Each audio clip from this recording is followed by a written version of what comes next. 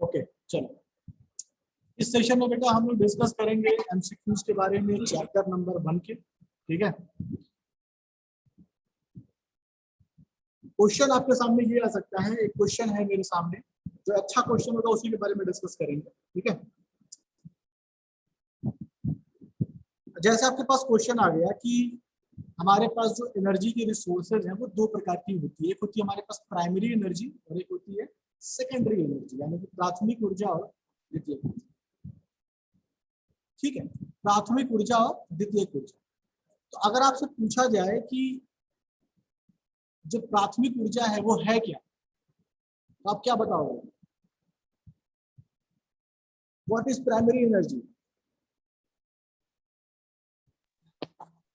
Sir जो प्रकृति में पाया जाता है, नेचुरल प्राकृतिक रूप से पाया जाता है, जो या कह सकते हैं जीरो एनर्जी। हेलो, हाँ हाँ ठीक है, बोलो, सुन रहा हूं। हाँ सर, जो प्राकृतिक रूप से पाया जाता है वही सब जो है वो प्राइमरी हाँ, एनर्जी। मतलब प्राइमरी एनर्जी वो एनर्जी है बेटा जो हमारे यस सर, नेचर में, हमारे प्रकृति में अवेलेबल है और डायरेक्टली उसे यस हम यूज कर रहे हैं। ठीक है, जो हमारे पास नेचर में अवेलेबल है हम डायरेक्टली उससे एनर्जी कंजम्पशन या एनर्जी यूज कर रहे हैं। ठीक है, जैसे हमारे पास सन है, सन के द्वारा एनर्जी हम ले सकते हैं। ठीक है, विंड पावर है, सोलर है, ठीक है, जियो थर्मल है ना, टाइडल है। ठीक है, और जो आपके नवीकरणीय और गैर नवीकरणीय यानी कि रिन्यूएबल और नॉन रिन्यूएबल आता है, ठीक है, वो भी प्राइमरी एनर्जी कैटेगरी में ही है। ठीक है, यानी कि जैसे हम कोयले का इस्तेमाल करें या कच्चा तेल है, हम डायरेक्टली नेचर में अवेलेबल है, प्रकृति में अवेलेबल है, हम तो डायरेक्टली यूज कर सकते हैं। तो क्वेश्चन बेटा ये पूछ लिया कि जो प्राइमरी एनर्जी है, ठीक है, उसमें जीवाश्म ईंधन क्या कितना प्रतिशत है? प्राइमरी एनर्जी में जो जीवाश्म ईंधन है यानी कि जो फॉसिल्स है, ठीक है, जो फॉसिल्स फ्यूल है, जीवाश्म ईंधन है, वो कितने परसेंटेज में है? आपके पास ऑप्शन है 85%, 75%, 95% एंड 55%। क्वेश्चन समझना, प्राइमरी एनर्जी जो डायरेक्टली नेचर में अवेलेबल है उसे हम यूज कर लेते हैं, उसे कहते हैं प्राइमरी एनर्जी। दो प्रकार का है, रिन्यूएबल है और नॉन रिन्यूएबल। रिन्यूएबल मतलब इसे हम दोबारा प्राप्त कर सकते हैं, जैसे हमारे पास सोलर है, विंड है, ये रिन्यूएबल है, नवीकरणीय, अक्षय, कभी क्षय नहीं होगा, जब तक सूर्य है तब तक प्रकाश लेते रहो। लेकिन जो कोयला है, कच्चा तेल है ना, प्राकृतिक गैस है, नेचुरल गैस है, ये क्या है? ये गैर नवीकरणीय। तो यही पूछ रहा है कि जो प्राइमरी एनर्जी में जीवाश्म का कितना परसेंटेज होता है, यानी कि जीवाश्म वाले जो हमारे फॉसिल्स फ्यूल होते हैं वो सबसे ज्यादा है, लगभग लगभग आपके 85% के आसपास फॉसिल्स फ्यूल पाए जाते हैं। ठीक है, लगभग 85% आपके फॉसिल्स फ्यूल पाए जाते हैं। चलो एक क्वेश्चन आप बताओ, एक होता है बेटा कॉमर्शियल एनर्जी, एक होता है नॉन कॉमर्शियल एनर्जी। ठीक है, कॉमर्शियल और नॉन कॉमर्शियल। चार ऑप्शन आपको मैं देता हूं, बिजली यानी कि इलेक्ट्रिसिटी, कोयला, तेल, इलेक्ट्रिसिटी, कोयला, तेल, और ये ऑल ऑफ द अबव, ये चार ऑप्शन है। ठीक है, electricity, coal, oil and all of the above. आपको बताना है कि इनमें से कौन सा आपका कॉमर्शियल सोर्स है एनर्जी का, यानी कि वाणिज्यिक स्रोत। कॉमर्शियल सोर्स कौन सा है? बताओ। सर ऑल ऑफ अबव होगा। ऑल ऑफ द अबव होगा? जी सर। अच्छा,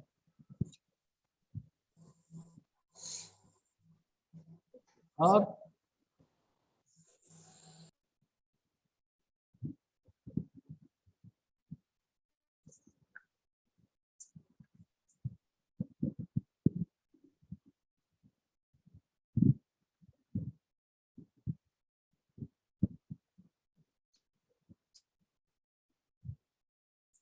चलो, क्योंकि ये सभी के सभी जितने भी मैंने सोर्सेज बताए हैं, ठीक है, ये जितनी भी चीजें हमने ऑप्शन में दिया है, इसके लिए हमें पे करना पड़ता है, हमें कहीं ना कहीं पैसे देने पड़ते हैं, हमें खर्च करना पड़ता है, ठीक है।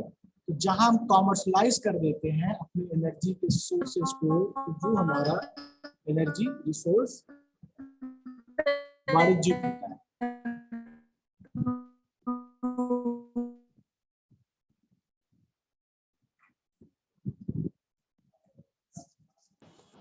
सर आप, चार हाँ होगा, तीनों होगा ना सर? हाँ, तीनों हो जाएगा, क्योंकि कोयले के लिए भी आप पे करते हो, तेल के लिए भी, कच्चा तेल है उसके लिए भी आप पे करते हो, ठीक है। हालांकि आपकी बुक में ऑप्शन गलत लिखा हुआ है, बट यहाँ पे तीनों होगा, ठीक है। चलो, अब आपसे पास देखो, ऑब्जेक्टिव क्वेश्चन ऐसे जस्ट कोई एक पैटर्न नहीं है कि ऑब्जेक्टिव ही, देखो जैसे कोर सब्जेक्ट होता है ना, या कोई भी नॉन कोर सब्जेक्ट की ऑब्जेक्टिव है क्या। हमारे पास एक पेज है, उस पेज में कुछ डाटा है, मैं उससे 10, 15, 20 क्वेश्चन डिफाइन कर सकता हूँ। तो अगर आपके पास कॉन्सेप्ट क्लियर है, आपका अंडरस्टैंडिंग सब्जेक्ट की है, टॉपिक की अंडरस्टैंडिंग है, तो कोई भी ऑब्जेक्टिव किसी भी तरीके से बनेगा, आप उसको टैकल आउट कर लोगे, सॉल्व कर, ठीक है। कोई भी ऑब्जेक्टिव, जैसे क्वेश्चन आपके सामने पेश रहा हूँ, जैसे पूछा जाए कि अम्लीय वर्षा है, यानी कि एसिड रेन, ठीक है, एसिड रेन। अब आपसे ऑप्शन दे देगा कि एसिड रेन में which of the following components, which of the following molecules are present in acid rain, निम्नलिखित में से कौन से तत्व या कौन से अणु उपस्थित होते हैं एसिड रेन में, अम्लीय वर्षा में। ये दिया सल्फर, नाइट्रोजन, कार्बन, हाइड्रोजन, है ना। या ऑप्शन ऐसे कर दिया कि सल्फर प्लस सल्फर के और नाइट्रोजन के ऑक्साइड होते हैं, इस सल्फर के कार्बन डाइऑक्साइड होता है, नाइट्रोजन कार्बन डाइऑक्साइड होता है, या वाटर वेपर होता है, ऐसे कर कुछ भी फ्रेम कर सकते हैं। अगर आपको पता है एसिड रेन ये चीज होती है, तो आप जरूर बेहतर तरीके से इसको करना, आप समझ रहे हो। तो बताओ बेटा, एसिड रेन में क्या कंपोनेंट होता है।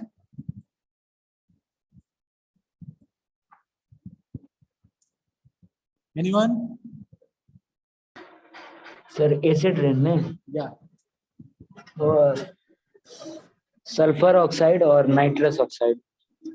ठीक है, सल्फर और नाइट्रोजन के ऑक्साइड होते हैं, ठीक है। तो आपको अगर क्वेश्चन में दे दिया SO2 एंड NO2, ठीक है, या तो ऐसे कर लो, या फिर कभी कभी दे देता है SOX कर देता है, यानी कि सल्फर के ऑक्साइड है, यानी सल्फर डाइऑक्साइड नहीं कह, सल्फर का ऑक्साइड या नाइट्रोजन का ऑक्साइड NOX।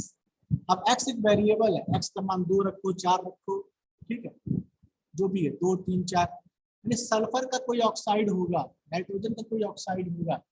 हालांकि सल्फर डाइऑक्साइड आपने केमिस्ट्री में पढ़ा होगा कि sulphur dioxide, nitrogen oxide, nitrous oxide, जो आपका एक कॉन्सेप्ट होता है स्टेबिलिटी का, यानी कि मॉलिक्यूल्स स्टेबल होते हैं, जो बॉन्डिंग आपने पढ़ा होगा, चैप्टर पढ़ा होगा ना, केमिकल बॉन्डिंग।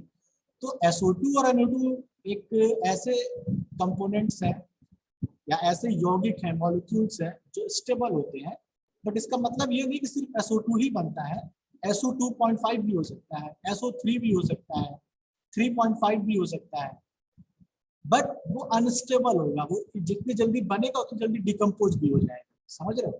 तो ऐसे भी हो सकता है ना। चलो एक क्वेश्चन है कि अगर आप, कल मैंने पढ़ाया था, शायद कल इलेक्ट्रिकल क्लास में पढ़ाया भी था, वहीं से क्वेश्चन पूछो। अगर आप मान लो पृथ्वी के सरफेस पे खड़े हो, धरातल, ठीक है, तो धरातल है ना, और आप इसके ऊपर जाते हो वायुमंडल में, वायुमंडल में कौन कौन सी परतें होती है बताओ। सबसे नीचे कौन सा होता है,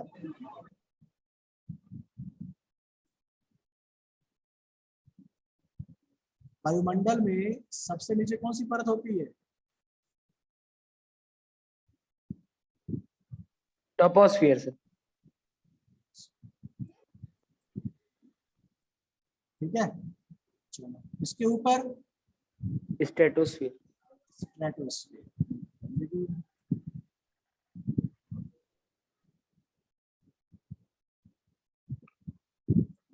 और इसके ऊपर सर हेमिस्फीयर,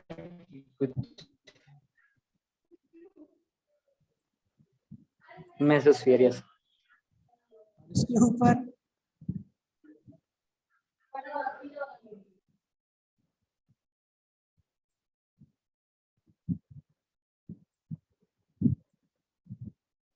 ठीक है। एक कॉन्सेप्ट बताता हूँ तुम्हें मैं, बहुत बेहतरीन कॉन्सेप्ट, कल मैंने बताया था, फिर उसके आगे बताऊंगा। ठीक है, ये क्लियर है। ये हम बेटा पृथ्वी के धरातल पे हैं। ठीक है, पृथ्वी के धरातल पे हैं।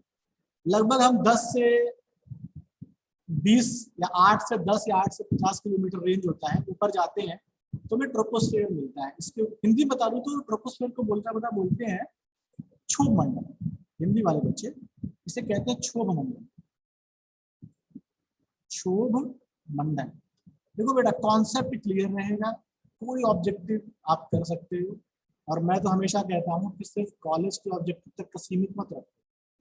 मुझे पता है तुम कैसे एग्जाम दोगे, जब घर से गूगल पे एग्जाम होगा, मतलब जब से ऐसे एग्जाम होगा तो तुम करोगे। ठीक है, लेकिन जो तुम्हारी जो नॉलेज होगी ना, जो तुम सीख लोगे ना, वो फिर बाद में नहीं कर पाते। ठीक है, बाद में फिर तुम्हें अलग से टाइम देना पड़ेगा। ये होता है बेटा समताप मंडल, समताप। ठीक है, मीजू की क्या बोलते हैं हिंदी में, मध्य मंडल।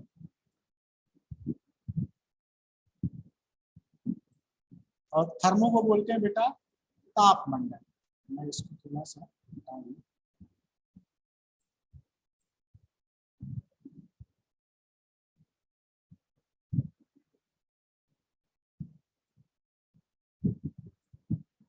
इसको बेटा बोलते हैं ताप मंडल। अब क्वेश्चन आपसे पूछेगा, देखो क्या क्वेश्चन पूछेगा, आप आंसर करना बेटा। अगर आपने पढ़ा होगा तो आपको पता होगा, हालांकि आप लोगों ने एनवायरनमेंट भी पढ़ रखा है।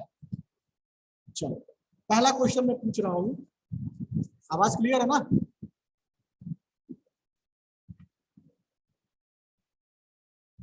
आवाज क्लियर है? Yes sir. ओके ठीक है, चलो।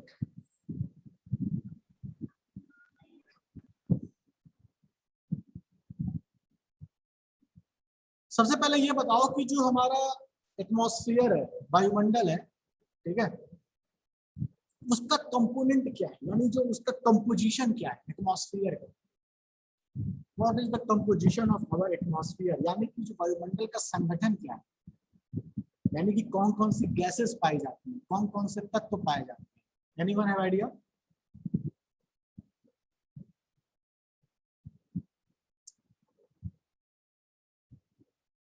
किसी को?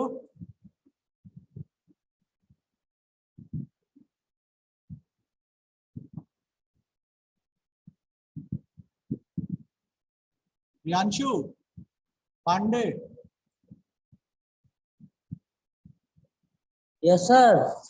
आंसर नहीं कर रहे हो? कंपोजिशन ऑफ एटमॉस्फेयर बताओ, यानी कि वायुमंडल का संगठन। वायुमंडल है कहाँ, वायुमंडल है क्या? भाई हमारी पृथ्वी है, ये हमारी पृथ्वी है। ठीक है, इस पृथ्वी के चारों तरफ एक गैसीय आवरण है।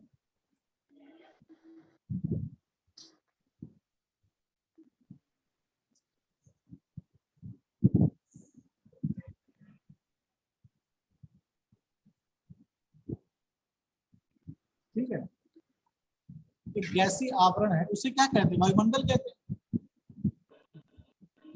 ये हमारी Yes, पृथ्वी sir. के चारों तरफ का। अब मैं यही पूछ रहा हूँ कि इसका विस्तार बहुत लंबा तक है बेटा, यानी जो हमारा जो वायुमंडल का जो विस्तार है, ये पृथ्वी के मामले में मैंने सरफेस बना दिया। ठीक है, तो यहाँ से चलो सरफेस है, ठीक है, तो ये काफी गैसेज इसके चारों तरफ है, यानी चारों तरफ गैसेज है। ठीक है, तो बहुत पूरा का पूरा स्ट्रक्चर उसे कहते हैं वायुमंडल। ठीक है, गैसों का सिर्फ गैस नहीं होते हैं, और भी मॉलिक्यूल्स होते हैं, और भी पार्टिकल्स होते हैं। तो मेरा क्वेश्चन ये है बेटा कि what is the composition of atmosphere. आप बताओगे सर वायुमंडल में डिफरेंट प्रकार की गैसेस होती हैं, यानी कि वायुमंडलीय गैस कहते हैं। क्या बोलते हैं? Atmospheric gases. उन गैसेस के अलावा क्या क्या होता है मैं बताता हूँ। गैस होता है प्लस वाटर वेपर, बताया था ग्लोबल वार्मिंग जब पढ़ाया था। Yes sir. वाटर वेपर होता है, वेरी इंपॉर्टेंट। Plus air. धूल के कण होते हैं, डस्ट पार्टिकल्स होते हैं, dust particles, very important. Dust particles, dust particles. अगर डस्ट पार्टिकल्स ना हो बेटा, समझ रहे हो, तो बारिश नहीं हो पाएगी। ठीक है, बारिश नहीं हो पाएगी। बिजली की जो घटनाएं होती है, बहुत सी ऐसी एक्टिविटीज होती हैं, ओला हुआ, बारिश हुआ, पत्थर पड़ना, जो ये सब गिरता है ना, बर्फ गिरता है, ये सब जो होता है, डस्ट पार्टिकल्स वेरी रिस्पॉन्सिबल। ठीक है, इन्हें बोलते हैं एरोसोल। एक वर्ड आपने सुना होगा, एरोसोल, नाम सुना है? Yes sir. क्या होता है एरोसोल?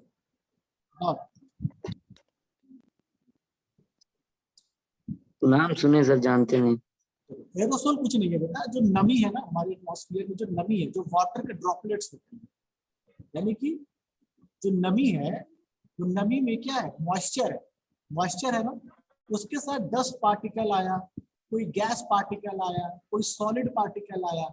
ठीक है, वो क्या किया, एक अपने आप को एक एलिमेंट बनाया। एलिमेंट यानी कि कोई कंपोजिशन बना दिया, जिसमें क्या है, मॉइस्चर के साथ साथ डस्ट पार्टिकल भी उसके साथ मर्ज हो गया, सॉलिड है, कोई गैस के मॉलिक्यूल्स हैं, ये मिलकर के बनाते हैं एरोसोल। में क्या बोलते हैं? एरोसोल। ठीक है, तो अब क्वेश्चन आपसे पूछ लिया कि which of the following is not present, या which of the following is not a part, या which of the following is not a composition of atmosphere. और ऑप्शन दे दिया, gas, water vapour, dust particle. ठीक है, और कुछ option दे दिया ऑल ऑफ द एबव। तो आपने अगर नहीं पढ़ा है, आप सोचोगे सर गैस ही तो होना चाहिए, डस्ट कहाँ से आ जाएगा, है ना? तो डस्ट भी होता है, ठीक है, वाटर वेपर भी होता है, गैसेस भी होती है। अगर आप बात करें गैसेस के बारे में, तो which of the following major gases are present, कौन कौन सी प्रमुख गैसेस प्रेजेंट होती हैं?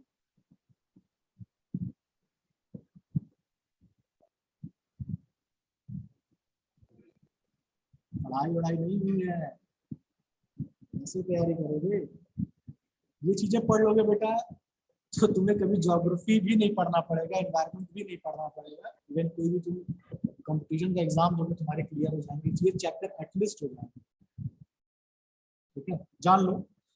सबसे मेजर गैस जो होती है वो होती है nitrogen, that is the nitrogen, N2। ठीक है, उसके बाद क्या होता है बताओ?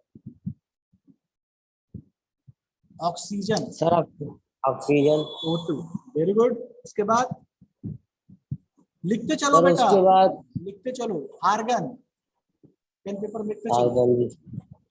आर्गन। उसके बाद कार्बन डाइऑक्साइड। हाँ सर, कार्बन डाइऑक्साइड। ठीक है, उसके बाद बहुत सी गैसेस होती हैं, बट जो मेजर कंपोनेंट होते हैं वो 3-4 यही होते हैं। बाकी मैं नाम लिख देता हूँ। नियॉन होता है, जो एक तरह का इनर्ट गैस है, नियॉन है। हीलियम, इनर्ट गैस है, बहुत कम अमाउंट में हीलियम है। मेथेन है, CH4, देख रहे हो, CH4 है, रिस्पॉन्सिबल है ग्लोबल वार्मिंग के लिए। मेथेन भी CH4 पाया जाता है। और क्या है? क्रिप्टॉन, ये भी क्या है, एक तरह का इनर्ट गैस है। ठीक है, अब देखो नाइट्रोजन का परसेंटेज कितना होता है, आपसे पूछा जा सकता है एग्जाम के लिए, ऑब्जेक्टिव क्वेश्चन। 78। 78%। अगर मैं बात करूं 78 एग्जैक्टली होता है 78.084। हालांकि आप बोलोगे क्या 78%। ठीक है, ऑक्सीजन कितना होता है बताओ? 21। 21 होता है, 20.946, 20.946, बट हम उसे लिख देते हैं 21। ठीक है, उसके बाद आर्गन होता है बेटा 0.934%। और एक आखिरी जान लो CO2 के बारे में, 0.0। सर ये तो चेंज होता रहता है ना हाँ सर? जो CO2 है वो तो हमेशा उसका चेंज होता रहता है, हाँ कभी हाँ, बढ़ता है कभी मैं घटता वही है। तो बताने वाला हूँ, बताने वाला हूँ, ठीक है, बताने वाला हूँ, ठीक है। अब देखो क्या है, शुरुआत की जो 3 गैसेज हैं, अच्छा समझना मेरी बात, शुरुआत की जो 3 गैसेज यानी कि नाइट्रोजन, ऑक्सीजन और आर्गन, ये 3, इन्हें हम बोलते हैं परमानेंट गैसेस, यानी कि स्थायी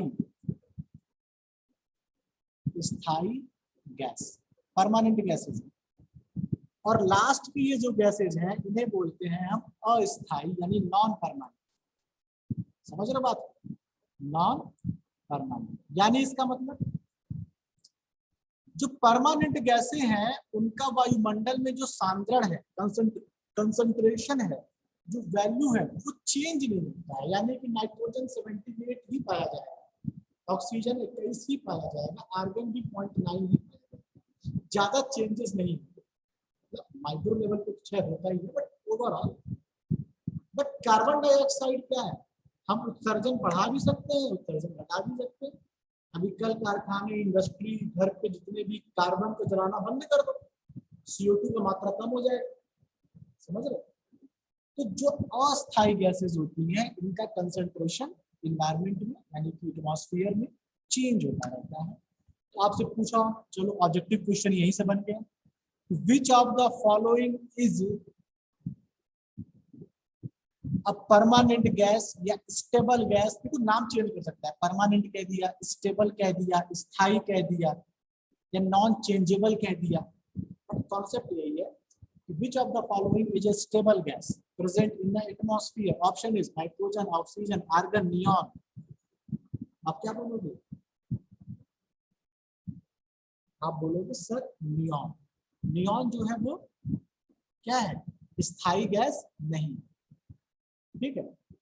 स्थायी गैस कौन कौन सी है, शुरू की 3, नाइट्रोजन, ऑक्सीजन और आर्गन। क्लियर है? दिक्कत? Yes sir.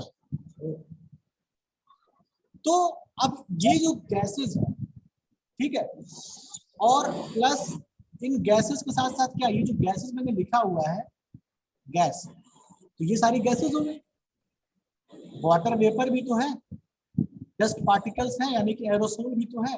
इन सबको मिला करके, इन सबके कॉम्बिनेशन को ही हम कंपोजिशन ऑफ एटमॉस्फेयर कहते हैं, यानी कि एक एटमॉस्फेयर में, एक हमारे वायुमंडल में ये तमाम गैसेज हैं, वाटर वेपर है, डस्ट पार्टिकल्स यानी एरोसोल्स भी। अब डस्ट पार्टिकल कहां से कैसे पहुंच जाए वहां पे, डस्ट पार्टिकल कैसे पहुंचे? तो क्या होता है बेटा, आपने नाम सुना होगा उल्का पिंड का या क्षुद्र ग्रहों का नाम सुना होगा।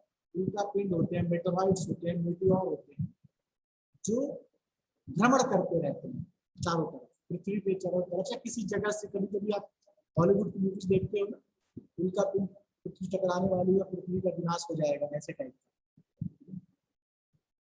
तो कई सारे उल्का पिंड असंख्य की संख्या में पृथ्वी के चारों तरफ घूमते रहते हैं। तो क्या होता है कि इनका कई सारे उल्का पिंड आपस में टकराते रहते हैं, ठीक है, क्या होता है आपस में इनका कोलिजन होता रहता है।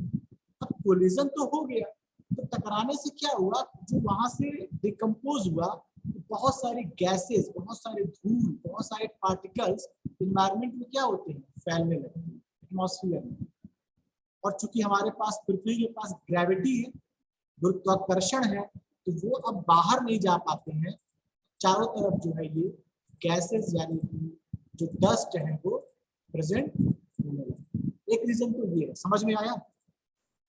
जो भी उल्का पिंड हमारे पृथ्वी के चारों तरफ है, या कोई मेटेरॉइड है, क्षुद्र ग्रह है, वो आपस में कोलिजन होता रहता है, टकरा, किसी से टकरा गया, किसी से टकरा गया, आपस में टकरा गया, ठीक है, हजारों में, लाखों की संख्या में, करोड़ों की संख्या में। तो इनकी टकराहट से क्या हुआ, जो डिकम्पोजिशन हुआ, जो मिश्रण हुआ, तो वो डस्ट को प्रोड्यूस किया हमारे यहाँ। साथ ही साथ जो रेगिस्तानी इलाके, जो जमीन के ऐसे इलाके हैं जहाँ पे वर्षा कम होती है, वर्षा नहीं होती, तो तेज हवाएं क्या करती हैं, तेज हवाएं उनको अपने साथ ऊपर ले जाती हैं। ठीक है, तेज हवाएं अपने साथ ऊपर ले जाती हैं कि हल्के होते हैं, तो हल्के पार्टिकल्स क्या होते हैं, तेज हवाओं के साथ चक्रवात की दिशा में या चक्रवाती कंडीशन में तेज हवाओं के साथ जो डस्ट के, जो रेगिस्तान के जो धूल धक्कड़ हैं, ये भी क्या होता है, पृथ्वी के चारों तरफ एटमॉस्फेरिक जोन में अपना एक कंसंट्रेशन यानी कि एक अपना स्थान बना लेते हैं डस्ट। क्लियर है? कोई दिक्कत? Yes sir. चलो फिर आपसे पूछो सर कि वाटर वेपर कहाँ से आएगा, यानी कि जल वाष्प। तो वाटर वेपर कहना बहुत सिंपल है, हम देख रहे हैं पृथ्वी पे लगभग लगभग आपको पता है कि 2/3 पानी ही पानी, समुद्र है, नदियां हैं, हिमप्रपात है, जलप्रपात है, ठीक है ना, नदी है, नाले हैं, पोखरे हैं, सब कुछ। तो क्या होता है, जो वाष्प यानी जो सूर्य की किरणें आती हैं इन जल के स्रोतों पे, तो वही जो वेपर निकलता है, ठीक है, जो वाटर वेपर के रूप में हमारा जो वाष्प होता है, तो जल की बूंदों के रूप में चारों तरफ कंसंट्रेट हो जाता है, चारों तरफ उपस्थित हो जाता है। तो गैस हो गया, वाटर वेपर हो गया और क्लियर है?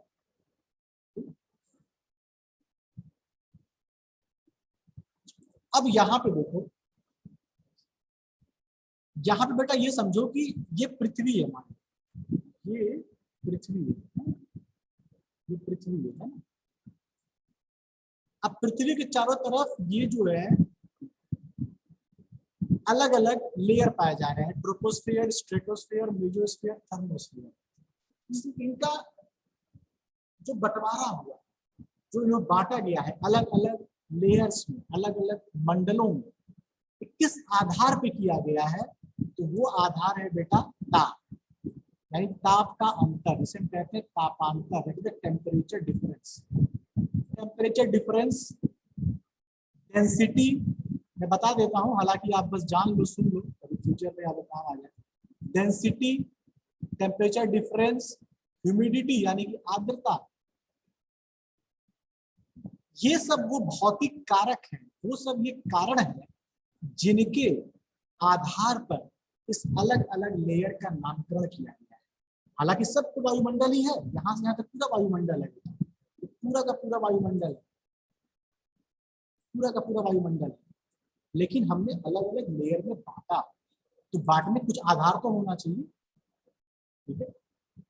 जैसे उत्तर प्रदेश और बिहार बटा है, तो कुछ तो आधार है ना, राजनीतिक आधार है, सामाजिक अधिकार है, ठीक है, भाषा, रहन सहन, बॉर्डर, कुछ तो एरिया है, कुछ तो रीजन पे, कुछ तो ग्राउंड पे आप डिसाइड करते हो अलग अलग करोगे। तो वो रीजन यहाँ क्या है, यहाँ वो रीजन है तापांतर, घनत्व और भी सारे फैक्टर हैं।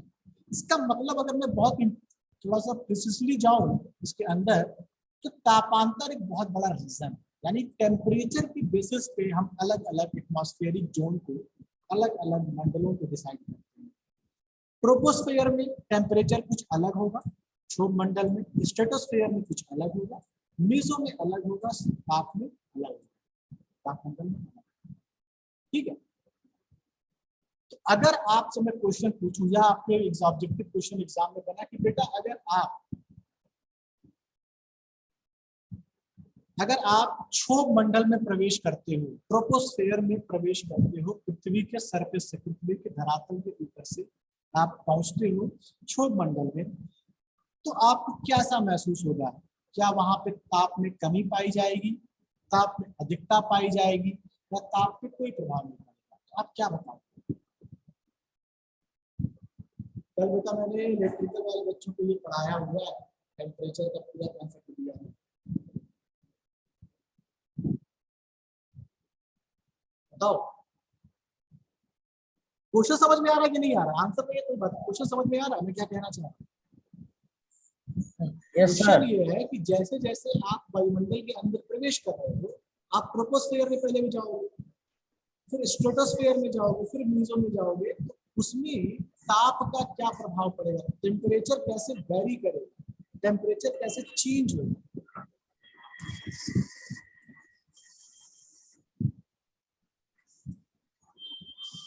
सर टेम्परेचर, हाँ बताओ। सर टेम्परेचर सर वहाँ पे कम हो जाता है क्योंकि सर हवा का वहाँ पे सर हवा का दबाव बढ़ जाता है। चलो मैं बता देता हूँ, पैटर्न को याद करना। पहले टेम्परेचर कम होगा, ट्रोपोस्फीयर में क्या होगा, टेम्परेचर कम होगा, ठीक है। फिर जैसे स्ट्रेटोस्फीयर में जाओगे बेटा, समताप मंडल पे, तो यहाँ टेम्परेचर बढ़ेगा, ठीक है, टेम्परेचर बढ़ेगा। और जैसे फिर तुम मेसोस्फीयर में जाओगे तो टेम्परेचर कम नहीं होगा, बहुत कम होगा, बहुत कम होगा। मैं समझाता हूँ उसको, अभी शायद क्लास खत्म हो जाए, मैं नेक्स्ट लेक्चर में उसको समझा दूंगा। और जब थर्मोस्फीयर में जाओगे बेटा तो टेम्परेचर बढ़ेगा, बढ़ेगा नहीं, क्या होगा, बहुत ज्यादा बढ़ेगा, बढ़ेगा नहीं सिर्फ, बहुत ज्यादा बढ़ेगा। इस चीज को बेटा डायग्राम को दिमाग में याद रखना, चाहो तो नोट कर लो, चाहो तो लिख लो, तुम्हारे ऊपर है। कि जैसे कोई व्यक्ति ट्रोपोस्फीयर में गया तो उसका टेम्परेचर कम होगा, जैसे आप ट्रोपोस्फीयर से स्ट्रेटोस्फीयर समताप मंडल में जाओगे तो टेम्परेचर आपका बढ़ना शुरू होगा। बढ़ने का मतलब है कि बहुत ज्यादा नहीं बढ़ जाएगा, स्ट्रेटोस्फीयर में नॉर्मल रहेगा क्योंकि इतना कम हो चुका है, नॉर्मल रहेगा। मेसोस्फीयर में जैसे हो गया बहुत कम टेम्परेचर, और फिर उसके ऊपर जाते हो आप तो टेम्परेचर बहुत बढ़ जाएगा, 1000 डिग्री सेल्सियस के ऊपर चलेगा, ठीक है, क्लियर है।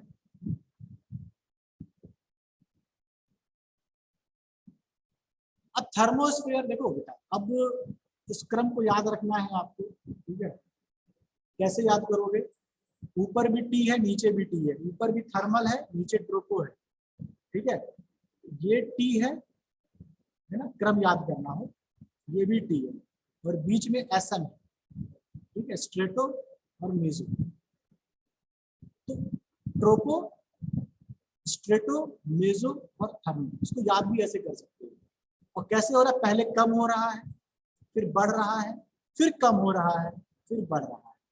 तो ऊपर के जो दोनों हो रहे हैं वो बहुत ज्यादा हो रहे हैं, यानी बहुत ज्यादा कम हो रहा है, बहुत ज्यादा बढ़ रहा है। बाकी दो नीचे हैं, कम हो रहा है टेम्परेचर, ताप, और ताप बढ़ रहा है, ठीक है। फिर ताप बहुत कम हो रहा है, ताप, क्लियर है। कोई दिक्कत समस्या पूछो, कोई दिक्कत हो नो या सर। इसके बाद और बता दूंगा।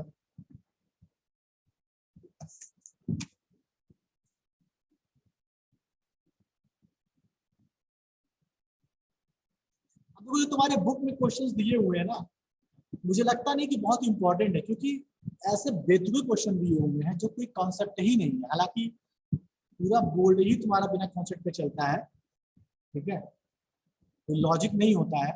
अब जैसे आपसे स्टैटिक क्वेश्चन पूछ लिया गया जिसमें डाटा है, आप डाटा नहीं याद कर सकते हो, आपको कॉन्सेप्चुअल क्वेश्चन पूछना चाहिए। आपके बुक में मुझे लगता नहीं है, अगर 50 क्वेश्चन दिया है तो 10-12 क्वेश्चन मैक्सिमम कॉन्सेप्चुअल है जो सिद्धांत पे है, बाकी डाटा है 1%, 2%, 20%, कितना रटोगे यार, डाटा चेंज होते हैं, हर साल कुछ ना कुछ डाटा चेंज हो रहा है, ठीक है।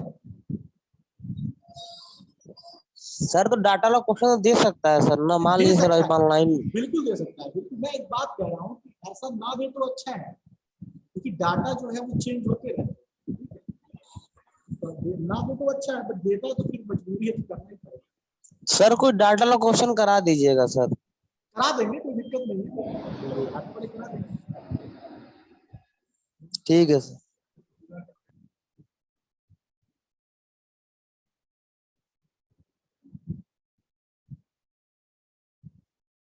तो ये तो क्लियर हो गया। तो आज दो चीजें आपने पढ़ी हैं, वायुमंडल का संगठन, ये बेटा इसको रख लेना अपने पास एक दिमाग में, फिगर चाहे जैसे भी आपको सेव करना हो, ये बहुत जरूरी है और साथ में बहुत जरूरी है, ठीक है। यहाँ से क्वेश्चन अगर बनना होगा तो बन जाएगा।